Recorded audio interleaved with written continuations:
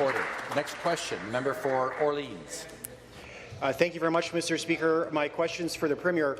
Last year, paramedics in Ottawa set a new record, but it's not a good one. 1,806 times the Ottawa paramedics hit level 0, Mr. Speaker. There were no paramedics available to respond to calls for more than 73,000 minutes. Paramedics spent 93,000 hours at emergency rooms in offload delay. The city is requesting provincial funding to help alleviate the offload delay problem at Ottawa's backlogged emergency rooms in our hospitals. Will the government step up and provide the funding Ottawa needs to keep more ambulances on the road? The Deputy Premier and Minister of Health. Thank you very much, Speaker. I will say that not only are we stepping up, but we have stepped up.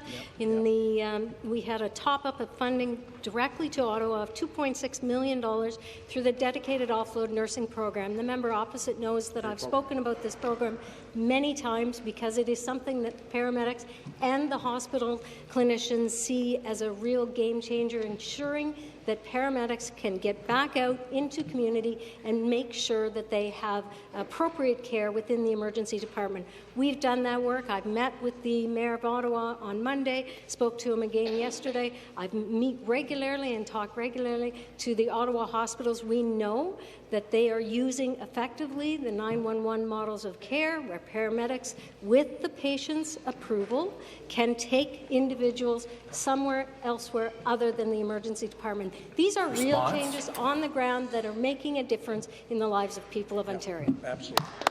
Supplementary question. Well, thank you, Mr. Speaker. What the government's doing isn't working, because there's a report going to the city next week calling for more paramedics that are urgently needed. The offload delay at the Ottawa hospital means that paramedics are waiting 2.5 hours at the emergency room to get back on the road. For 2 consecutive years now, Mr. Speaker, the Ottawa Paramedic Service has failed to meet the legislative response time of 6 minutes for sudden cardiac arrest. Last year, they only hit their legislated requirement 48% of the time. Mr. Speaker, imagine watching your loved one die of a heart attack right in front of you because there's no ambulance available to come. Will the government do the right thing and get Ottawa the resources it needs to keep paramedics on the road responding to 911 calls? Minister of Health. Thank you very much.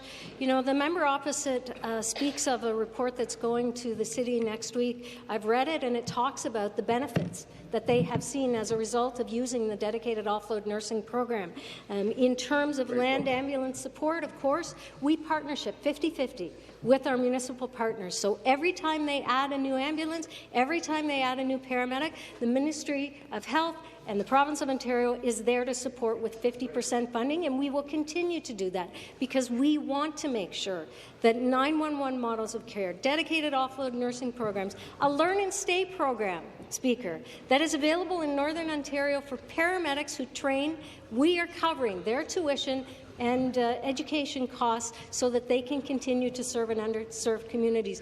We're doing all of this work to ensure that the people of Ottawa and all of Ontario have appropriate care in their community. Thank you.